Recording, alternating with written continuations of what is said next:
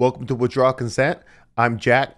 Now, today I want to talk about specific immigration policies that I have. I've mentioned them in other episodes. We have a whole episode that we covered about just looking into American immigration law from the beginning all the way until now. And I'm going to link that below. It'll be the first link below. And if you're interested in more of that stuff, this is not going to be that. This is going to be policy. Now, let me just explain to you briefly my policy, right? In 1965, they passed the Hart-Cellar Act, which they promised wouldn't change the ethnic makeup of the country. Since then, white folk went from being mid 90s down to mid to low 60% of the country right now, right?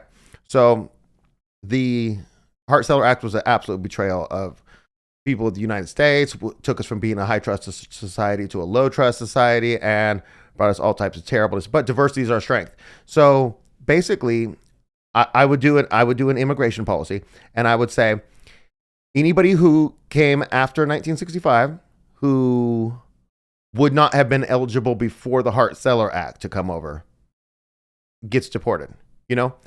All legal immigrants get deported. Depending on how you've treated the United States is how you'll be treated. So like an illegal immigrant, I would just take everything they have, like just take it, give it to some actual citizens, and just kick them out with their underwear on. Like I could care less about being nice to you, But you take another person who he immigrated in 1971, wasn't eligible before 1965, should never have been here, had kids, opened a business, did great. Well, I still want you to be able to take your stuff when you leave. I mean, you should never have been here and you should not be here now, but you don't deserve to be robbed, based on your behavior. And, if other people are in jail, I just really don't care. Just throw them out. They don't get to keep stuff, anyways. And so I was having this conversation with this really intelligent person, and we weren't talking about my specific policy, but she made the point that she doesn't want mass deportations in the future because it would lower the GDP of the United States and thus the standard of living, right? Now, there's so many things wrong with this. This is the I feel like it's the toilet who will clean your toilets argument. I'm not sure, but let's talk about the first part that she said. She said she doesn't want deportations because it would lower our GDP. Okay, so let's play a stupid game that's not close to reality, and let's just say that every human being in the United States has an equal contribution to the GDP of the United States. This is obviously nonsense, right? But this is giving a lot to the group of people that I'm talking about. About 35% of the population, about 100 million people is who the people that I'm talking about, right? So let's pretend everybody contributes equally. Let's just say hypothetically that the increase in GDP is 2%, right? Now you immediately remove 35% of the people. I should just use a number like 30%. Fine. We'll do 30%. So 30% of the population you remove, right? So your overall GDP in the country immediately goes down, right? But per capita, it's the same, right? And then even if you said, well, it's going to go up at 30% less than it went up before, which doesn't make any sense. It wouldn't be going down. It would still be going up, right? So if you take 2% and you take 30% off that, you're talking about, it would be a 1.4% increase in GDP. Now that wouldn't make sense because you still get the 2% GDP growth, but just with a lower overall GDP. And I'm no economist. I only took 2 semesters in college, but it's just common sense we're talking about, right? And if things are changing per capita, then why would your standard of living go down? That doesn't make any sense. You would have less people to maintain the roads, but you would need less roads. You would need less lanes. You would need less cities.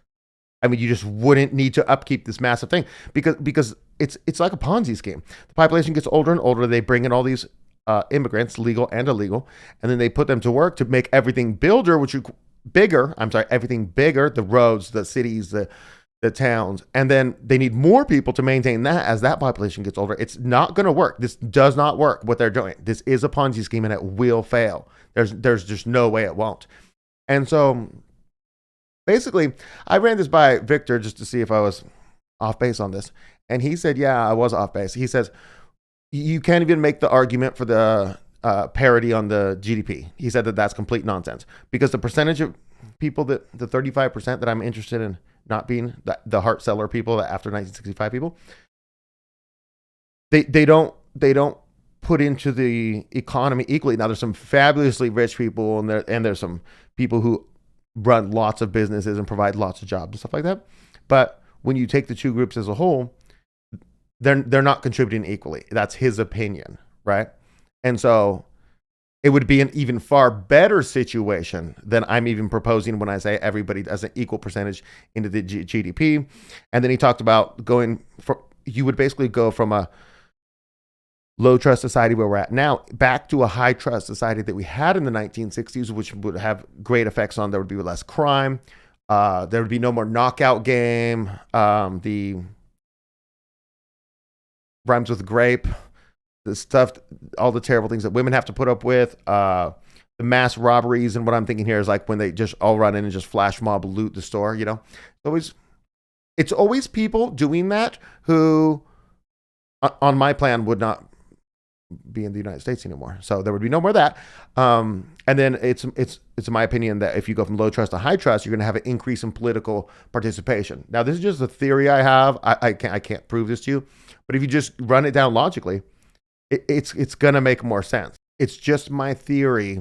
But, if you go back to that one episode that we did, and it was on the diversity is not our strength video, and it did this huge study that they had done, and it had shown that diversity had decreased. It had decreased all social metrics across the board that people had done. It's at the conclusion of that video. I'll put that as the second video linked below, and basically, I believe one of the things in there was related to political participation, and so it follows that if you had less diversity, you would regain higher trust, and that would lead to increased political participation, I think, which would be good for everybody.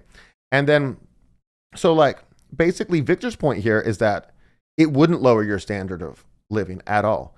In general, it would increase, have a moderate increase to your standard of living based on a bunch of different metrics that aren't just all monetary, right? So when the episode I was talking to you about yesterday, which I guess I'll put in the description, so I'll be the third link below.